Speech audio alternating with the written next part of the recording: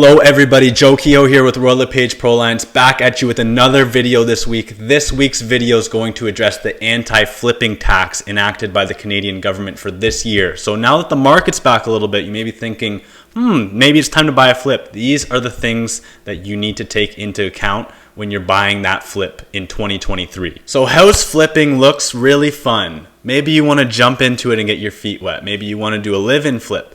Maybe you want to buy a second property and flip that. Maybe you have multiple flips on the go. Let's take a look at what the Canadian government actually classifies as a flipped property. What is a flipped property? So here is CRA's definition of what a flipped property is. Basically, it's a property that you've held for less than a year, 365 consecutive days prior to the disposition. There are some exemptions for what would be considered a flipped property. These are major life events that are not anticipated, that basically would show that the homeowner is not trying to make a profit from the acquisition and disposition of this property. That would be death, breakdown of a marriage, threat to personal safety, termination, eligible relocation. These things will basically exempt you from having to pay this flipped property tax. So how does this change from years past? Let's say in 2022 you flipped a property. You bought for 300, you sold for 450, you put 50 grand into it, you net profited 100 grand. Before this anti-flipping rule, you'd get taxed capital gains on that $100,000, which would mean 50% of the profits would be taxed at your tax bracket. So you'd get taxed if you made 100,000 profit, 50,000 profit would get taxed at your income bracket. So if you made $100,000 that year, you now would be getting taxed on $150,000.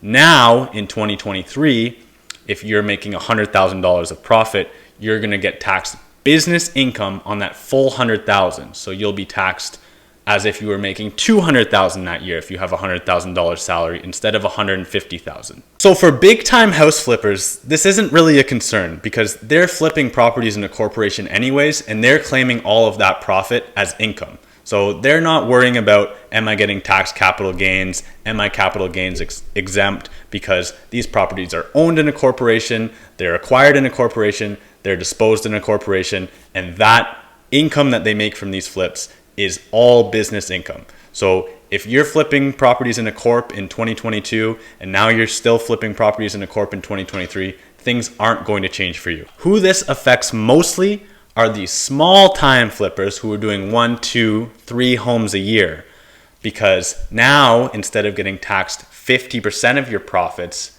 at your tax bracket, you're going to be taxed 100% of your profits at your tax bracket. So you have 3 options here really. 1 is just shrink your margins. 2, you have to have longer time horizons and do a live-in flip. So you're going to have to live in this property as your primary residence for a year before you can sell it and be exempt from this capital gains or anti-flipping tax. Or 3, you start buying properties in a corporation instead of your personal name.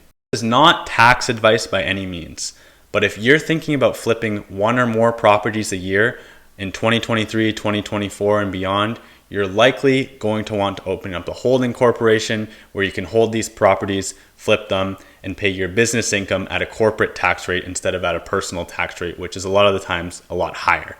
The issue with this is securing financing, whereas it's a lot easier to secure residential financing when you're buying a property in your personal name and qualifying personally instead of buying it in a holding corporation. Going to have to talk to a mortgage broker or a mortgage specialist about this and about your options about funding properties in a corporation.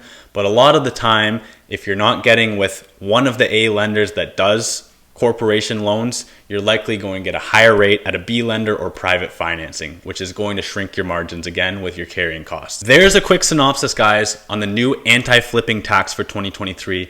I know the market's heating up. You're thinking, should I get back into flipping properties again? Maybe I can make a decent profit. These are the things you need to know before you flip that next home. As always, please feel free to reach out with any questions. All my info is in the description below. Thank you for watching this video and see you next week.